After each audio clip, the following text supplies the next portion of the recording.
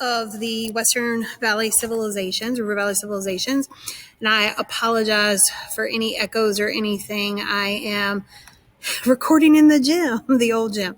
So today we're talking about the Hebrews and their faith, which is Judaism, which is our first of the major religions that we're talking about.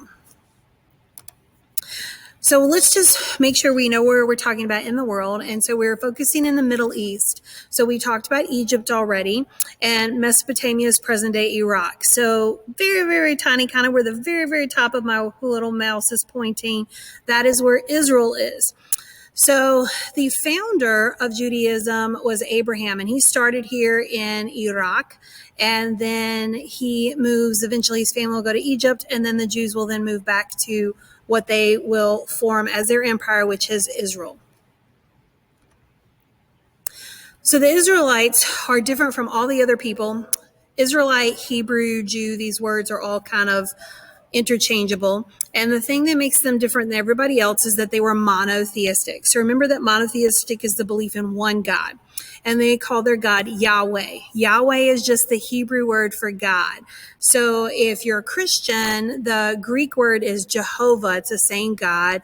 Muslims would use the Arabic word, which is Allah. Okay, so all three monotheistic faiths, Christians, Jews, and Muslims, they're all three monotheistic. So, but we're focusing today on the Israelites who were monotheistic and are following Yahweh. So the Yahweh, God, determined what was right and wrong and expected people to kind of respond that way. So their history, we believe that their founder, we would say, is Abraham. And so Abraham was living in Ur. If you remember, Ur is one of our cities in Sumer. And it was circa, which means around or about 1900 BC or BCE. So God calls him and says, I want you to go to the land that I'm going to show you. And God makes a covenant with him. Now, this whole concept of covenants is very important in the Hebrew faith. And it's the fact that a covenant is an agreement between two people. And there is a conditional action. God says, I will bless you, Abraham. I'm going to give you more descendants than there are stars in the sky, more than there are grains of sand on the beach. And Abraham had no children. So God is making this promise to him. And in return, he says, I need you to obey me. So Abraham had to obey, and then God would fulfill a promise by blessing him and giving him all these descendants. So Abraham obeys. He moves to Canaan, which is present-day Israel. And he does have a son. He actually ends up having two sons. The first son was through his servant, Hajar, and she has a son by the name of Ishmael. From him, Muslims trace their ancestry, and we'll talk about him more later. But the son that he has with his wife, Sarah, is Jacob. And Jacob will be then, his name is changed to Israel later on, and he has 12 sons, and those sons will become the leaders of the tribes of Israel. Now, there's a famous story about Abraham. God tells him to go sacrifice his son. So he takes his son with him. He takes Isaac with him, and they go up to a mountainside. And Isaac says, Dad, we didn't bring any sacrifice. And Abraham says, the Lord will provide. So Abraham was being obedient, following what God said. And right before Abraham is ready to sacrifice Isaac, an angel appears to him and tells him to stop and says that God is pleased with him because he obeyed him. And then in the bushes next to where he was, he saw a ram and he sacrificed the ram. So this was a test of Abraham's obedience to God. Now Jacob, his son, then will raise 12 sons. He marries. He has two wives, Rachel and Leah, and he will have 12 sons. Now, later there becomes a big famine, and they have to move to Egypt. So if we think back to our map here, we're living here, right where the pointer is, in Canaan, in Israel, and they have to move to Egypt because there is a big famine. Now, this famine brings them there, and for a while, the Egyptians are prosperous. Joseph, one of Jacob's sons, he becomes a great advisor to the Pharaoh. Remember that the Pharaoh, the rulers of Egypt. However, the Pharaohs become fearful of how numerous that the Hebrews have become, and they decide to enslave them. So they become slaves for the Egyptians, and we know from Egyptian records that they're slaves and they work there. And then eventually Moses will rise up. And Moses, he too has a great story. Moses was raised actually by one of the Pharaoh's daughters, because during the Pharaoh had actually killed the Jewish boys because he was afraid that the Hebrews were growing too powerful. So he orders this killing of all these Jewish sons. And Moses' mother puts him in a basket in the Nile River, and he is rescued by the Pharaoh's daughter, and she raises him in the house of the Pharaoh. As Moses gets older and realizes his story, he feels horrible about what's happening to the Hebrew people. And so through a series of events, eventually Moses will lead his people out of Egypt. And this happens in the 1200s, and they go on an exodus, which is the book of the Bible. The second book of the Bible is Exodus. Exodus means departure. And they go into the Sinai Desert, which is that little peninsula it's the peninsula that goes from Egypt to Israel. And the festival of Passover celebrates the Israelites' exodus from Egypt. If you want a great movie, Prince of Egypt is my favorite movie about Moses. If we actually had regular class, we would actually take the time to watch Prince of Egypt. So it's worth you watching to learn the importance of Passover and the importance of the Exodus to the Hebrews. While they are in the Exodus, he will receive the 10 Commandments, which are the most important of Jewish laws. The first part of the 10 Commandments deals with relationship between the Israelites and with God, that you shall have no other gods before me. And then the last part deals with their relationship with each other, that you shouldn't lie, that you shouldn't steal, those kind of things. You shouldn't kill. And this is also a covenant because it's, again, if you will obey me, I will bless you. So it's a covenant, again, that's renewed.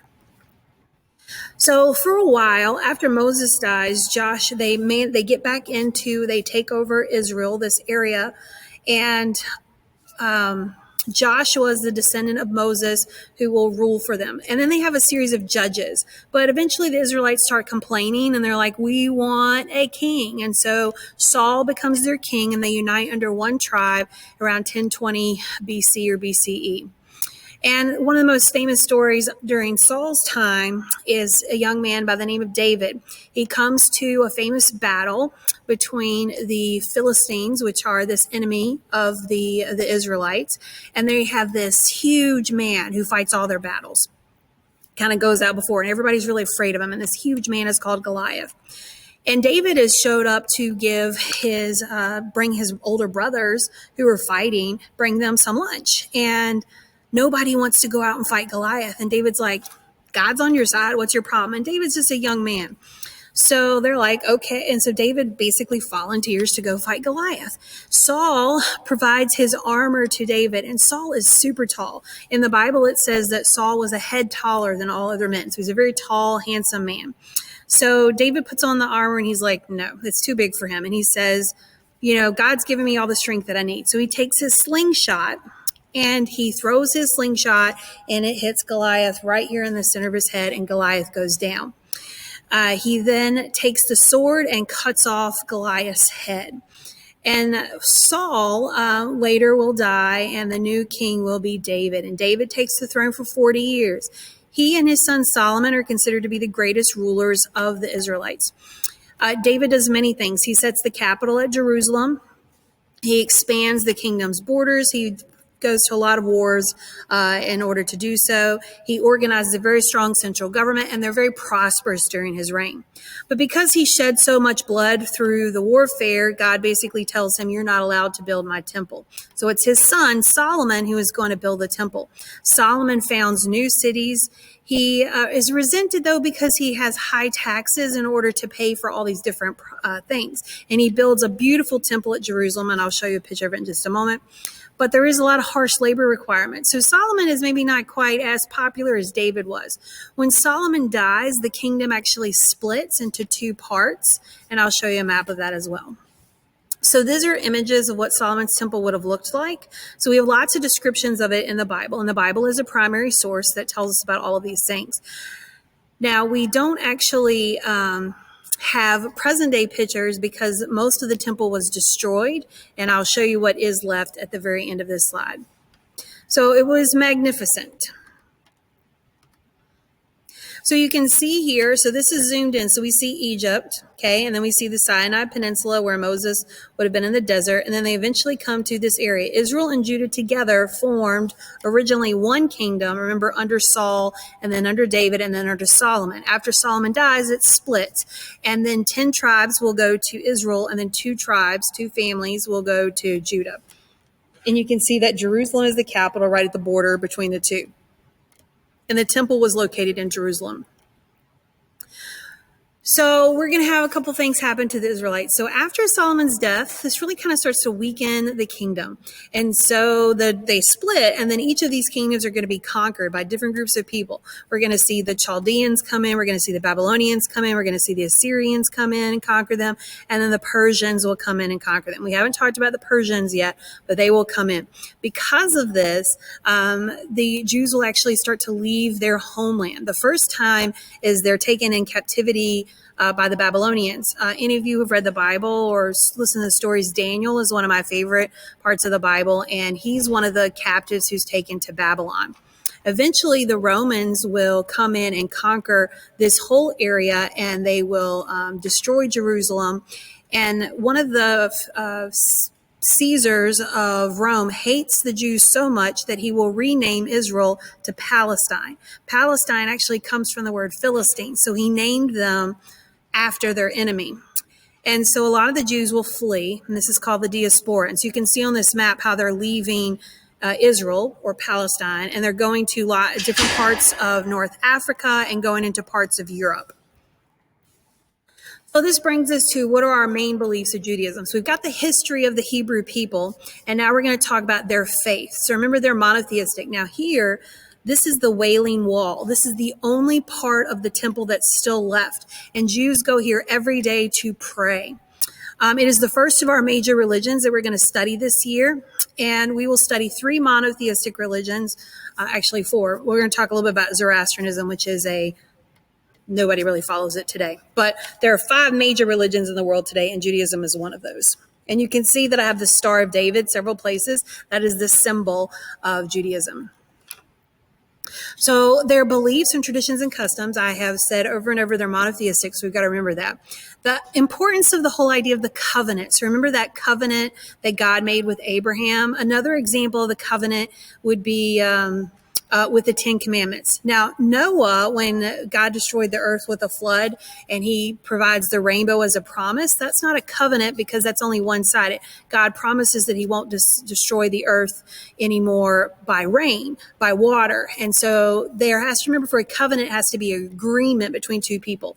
So Abraham, what did Abraham have to do? He had to agree to follow God, and then God would bless him. And it's the same thing in the 10 Commandments, that they have to follow the law and that they will be blessed. Now, the law can be found in the Torah. The Torah is officially the first 5 books of the Bible, which is Genesis, Exodus, Leviticus, Numbers, Deuteronomy.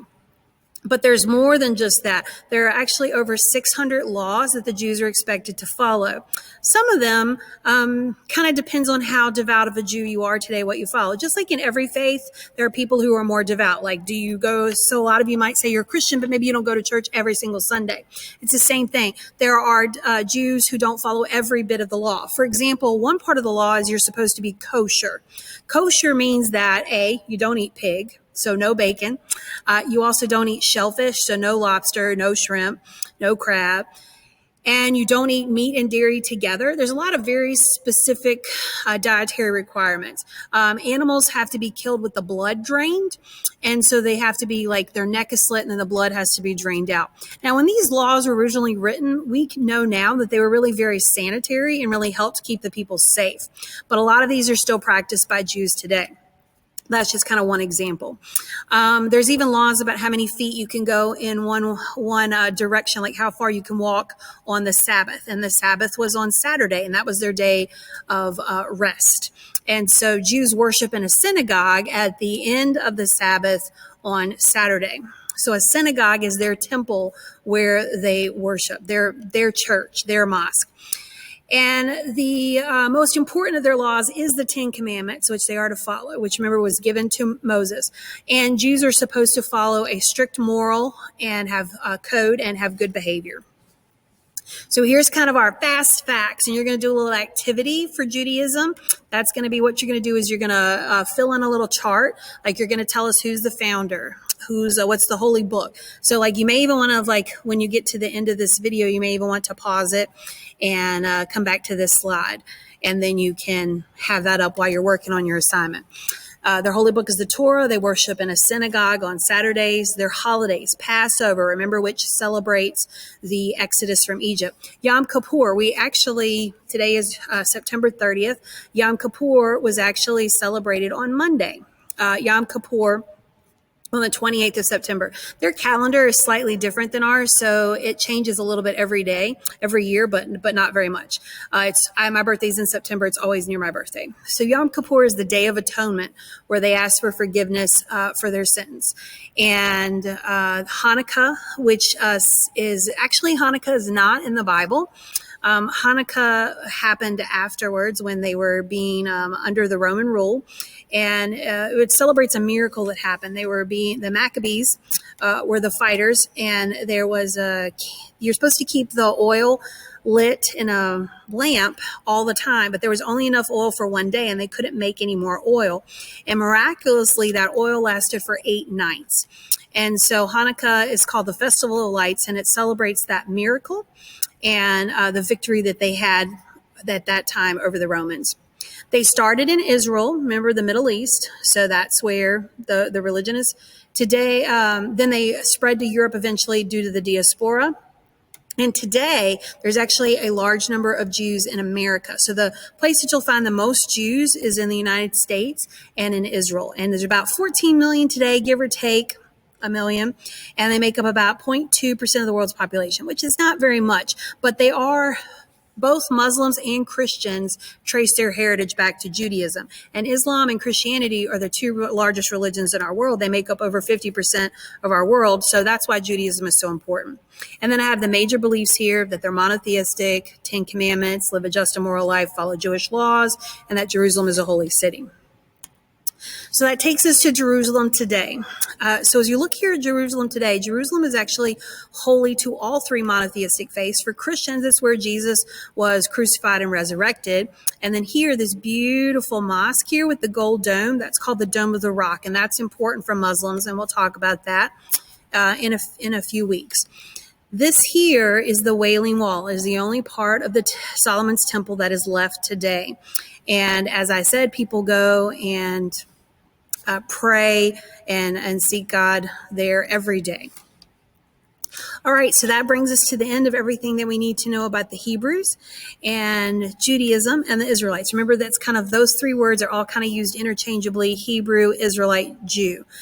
And make sure that you message me if you have any questions. And that's all of the information that we have to learn for this unit. You just have a couple more activities before you have your big test, quiz. I think it's 20 questions on your quiz at the end of the week.